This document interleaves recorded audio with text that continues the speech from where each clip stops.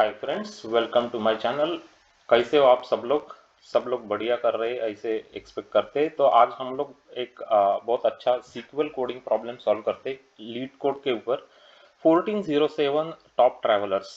तो हम लोग पहले टेबल स्ट्रक्चर्स को समझते हैं। तो दो टेबल्स दिए गए हमको, यूजर्स टेबल। दो कॉलम से आईडी इंटीजर है, नेम वेरिएबल है, ID is the column with unique values in this table, name is name of the user. ठीक है। राइट्स टेबल ये एक दूसरा टेबल है, ये यूजर्स टेबल है ना। तो ये राइट्स टेबल में क्या है, तीन कॉलम से आईडी है, यूजर आईडी है और डिस्टेंस है। यूजर आईडी क्या है, ये यूजर आईडी यहाँ से आ रहा है यूजर के टेबल से, फॉरेन की है ये, है ना। और डिस्टेंस है। तो id is a column with unique values in this table. User id is the id of user who traveled the distance. सही बात है। तो इसका मतलब ये हुआ कि एक user multiple times distance travel कर सकता है ना। एक यूजर जो है वो मल्टीपल टाइम्स डिस्टेंस ट्रैवल कर सकता है। फॉर एग्जांपल इस टेबल के रो किस तरीके से हो सकते हैं अंदर। तो लेट्स से 1 है, यूजर आईडी 10 है फॉर एग्जांपल, और इस यूजर ने कितना डिस्टेंस ट्रैवल किया। तो इसने सपोज डिस्टेंस किया 2 किलोमीटर्स यहाँ पे, है ना। ये फर्स्ट रिकॉर्ड हो सकता है। सेकंड रिकॉर्ड क्या है, ये फिर से एक सेम सेम यूजर का ही हो सकता है, 10 नंबर के यूजर का। यहाँ पे इसने किया 4 किलोमीटर्स का यूजर डिस्टेंस ट्रैवल किया। इस तरीके से कुछ रोज हो सकते हैं। सही बात है ना। तो अगर ये एग्जांपल अपन लेते हैं तो इसका मतलब क्या होता है कि ये जो यूजर 10 है, इसने टोटल डिस्टेंस कितना ट्रैवल किया ये आपको कैलकुलेट करना आना चाहिए, है ना। 2 + 4 6 किलोमीटर्स इसने डिस्टेंस टोटल ट्रैवल किया। ओके। तो ये और हम लोग अभी सीक्वल क्वेरी को समझते हैं। So report each users distance travelled, order by distance in descending order, then by name in ascending order if same distance using users and rides table. ठीक है। तो मैक्सिमम डिस्टेंस जो है वो टॉप पे आना चाहिए, ऑर्डर बाय डिस्टेंस से डिसेंडिंग ऑर्डर में, है ना। तो ये बोला है हमको सीक्वल क्वेरी लिखने को। लेकिन इसमें समझने की बात यह भी है कि ऐसे कुछ यूजर्स हो भी सकते हैं जिन्होंने कुछ डिस्टेंस ट्रैवल किया ही ना हो, है ना। ऐसे कुछ यूजर्स है जिसके यहाँ पे राइड्स में रोज ही ना है उस यूजर के। इसका मतलब क्या आना चाहिए, 0 डिस्टेंस ट्रैवल किया उस यूजर ने। समझ में आ गया, है ना। जैसे सपोज यहाँ पे एक यूजर है, सपोज इसका आईडी है 4। अगर 4 वाला आईडी आपके इस राइट्स टेबल में है नहीं, इसका मतलब क्या हुआ, उसने 0 डिस्टेंस ट्रैवल किया। तो वो यूजर्स भी अपने को दिखने चाहिए लेकिन क्वेरीज के रिजल्ट में। क्यों, क्योंकि इसमें यहाँ पे लिखा है ना, रिकॉर्ड ईच यूजर्स डिस्टेंस, है ना, ईच यूजर्स डिस्टेंस। तो जब आप इस तरीके का कुछ करना चाहते हैं तो क्या आता है आपके माइंड में पहले, मतलब कि अपने को अभी यूजर्स तो आना ही चाहिए। अभी राइट्स की डिस्टेंस है नहीं है वो तो देखेंगे, मतलब अगर रिकॉर्ड नहीं है तो उसका डिस्टेंस तो 0 दिखाना है हमको।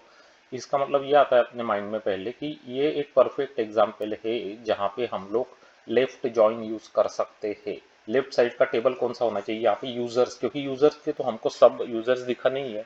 उसका डिस्टेंस 0 हो या मोर देन 0 हो, लेकिन दिखाने तो सब है ना, क्योंकि ईच यूजर्स डिस्टेंस ट्रेवल्ड है।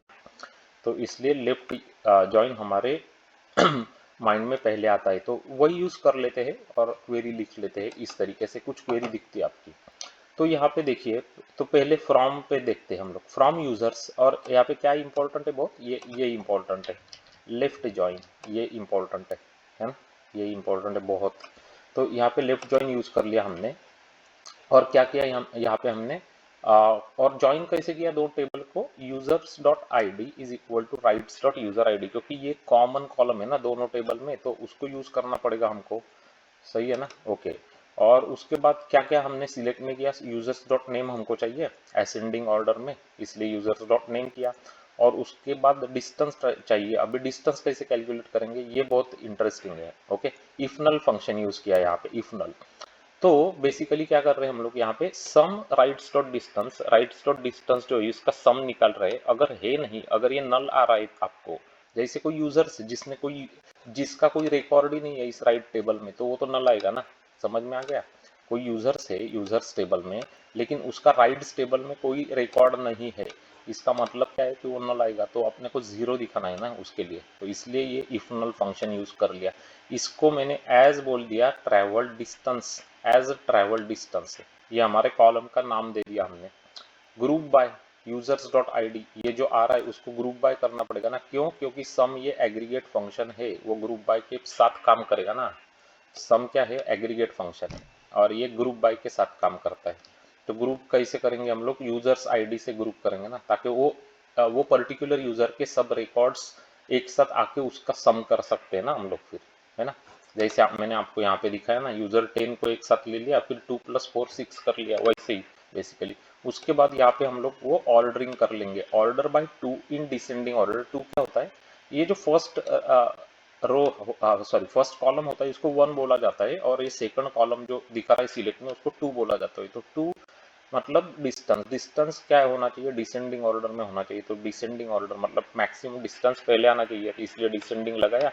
उसके बाद 1,1 लिखा। कॉमा 1 मतलब क्या है कि दो यूजर से जिसकी डिस्टेंस तो सेम आ रहा है, तो फिर क्या करेंगे? तो फिर हम लोग उसका नेम से असेंडिंग ऑर्डर में लिख लेंगे, इसलिए 1 इन असेंडिंग ऑर्डर। अभी असेंडिंग लिखते नहीं है, वो बाय डिफॉल्ट ही होता है, इसलिए जस्ट कॉमा 1 लिखना है आपको।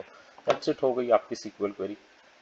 तो ये हो गई आपकी सीक्वल क्वेरी का सॉल्यूशन। तो लेफ्ट जॉइन यूज करके हमने सब यूजर्स के डिस्टेंस को कैलकुलेट करके दिखा सकते हैं। यहाँ पे समझ में आ गई क्वेरी? इसमें क्या क्या इंपॉर्टेंट था फिर समझने के लिए?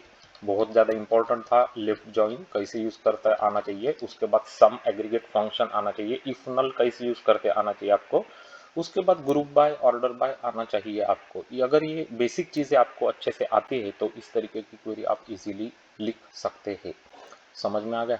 ओके, तो इसी तरीके से ये सीक्वल क्वेरी सॉल्यूशन लिखते हैं। ये है लीड कोड का 1407 टॉप ट्रैवलर्स प्रॉब्लम।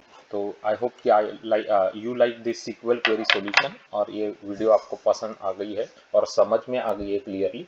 अगर ये सीक्वल क्वेरी सॉल्यूशन आपको क्लियरली समझ में आ गई है तो डेफिनेटली गाइस एक लाइक तो बनती है इस वीडियो के लिए, है ना। और सब्सक्रिप्शन टू आवर चैनल भी डेफिनेटली बनता है, क्योंकि हम लोग इसी तरीके से बढ़िया क्वालिटी कंटेंट आपके लिए यहाँ पे लेके आते हैं। आपको हम लोग समझाते हैं कि किस तरीके के interviews problem, different varieties of problems, MySQL के problems, problems of data structures, algorithmic problems solve करते हैं, वो हम आपको एग्जांपल्स के थ्रू समझाते हैं इस चैनल पे। और अगर आपने ऑलरेडी प्लेलिस्ट चेक नहीं की है तो बहुत ही बढ़िया सी प्लेलिस्ट हमने आपके लिए बना के रखी है, जहाँ पे हमने मोर देन 600 प्रॉब्लम सॉल्व किए हैं, एक्सप्लेन करे हैं।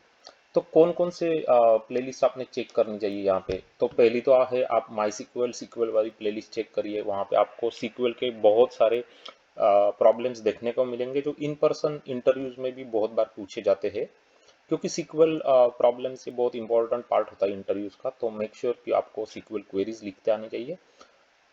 उसके बाद अपने जावा J2E के रिलेटेड और डेटा स्ट्रक्चर्स एंड एल्गोरिदम्स के रिलेटेड बहुत सारे इंपॉर्टेंट प्रॉब्लम्स हमने क्लासीफाई करके प्लेलिस्ट बनाए हैं, मतलब उस टाइप के प्रॉब्लम्स का डिफरेंट प्लेलिस्ट। तो कौन से है इसमें इंपॉर्टेंट? तो है graphs, matrices, binary search trees, binary trees, वो वाली प्लेलिस्ट। उसके बाद प्लेलिस्ट होती है डायनामिक प्रोग्रामिंग, रिकर्शन, मेमोराइजेशन वाली प्लेलिस्ट। उसके बाद आता है breadth first search, depth first search, है ना, BFS DFS वाले प्रॉब्लम्स। अब ये किस पे चलाते हैं? ये चलाते ग्राफ्स पे, मैट्राइसेस पे और ट्रीज पे। तो ये आपको बहुत अच्छी तरीके से समझाया गया है उस प्लेलिस्ट में, तो डेफिनेटली आप चेक करिए, बहुत सारे अच्छे अच्छे प्रॉब्लम्स है। और उसके बाद आता है आपके डेटा स्ट्रक्चर्स के प्लेलिस्ट। उसमें आता है स्टैक्स, क्यूज, प्रायोरिटी क्यूज, मिन heap, max heap, arrays, array list, link list. तो ये सब सारे डेटा स्ट्रक्चर्स है। तो just go through this videos, आपको बहुत सारी अच्छी चीज़ें यहाँ पे लर्न करने को मिलेंगी, और बहुत सारा आपका लॉजिक बिल्डिंग भी करने में आपको हेल्प हो जाएंगी। तो डेफिनेटली ये चेक करिए और शेयर करिए ये वीडियोस को आपके दोस्तों के साथ, तो वो भी सीख सकेंगे किस तरीके से प्रॉब्लम्स को सॉल्व करते हैं इंटरव्यूज़ के, है ना। और जावा J2E कंसल्टेंट से तो आपके लिए स्पेशल वीडियोस बना के रखे हैं, जहाँ पे डिस्कस करे हैं कि frequently asked telephonic Java coding question, Java questions frequently asked, लेकिन वो टेलीफोनिक क्वेश्चंस है, उसमें core Java, Java J2E, JPA, Hibernate, Spring, ये वाले क्वेश्चंस जो टेलीफोनिक क्वेश्चंस है फ्रीक्वेंटली आस्क्ड, बहुत इंपॉर्टेंट होता है।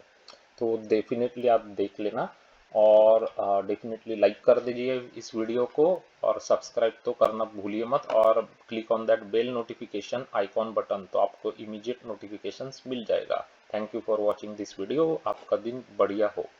Bye bye.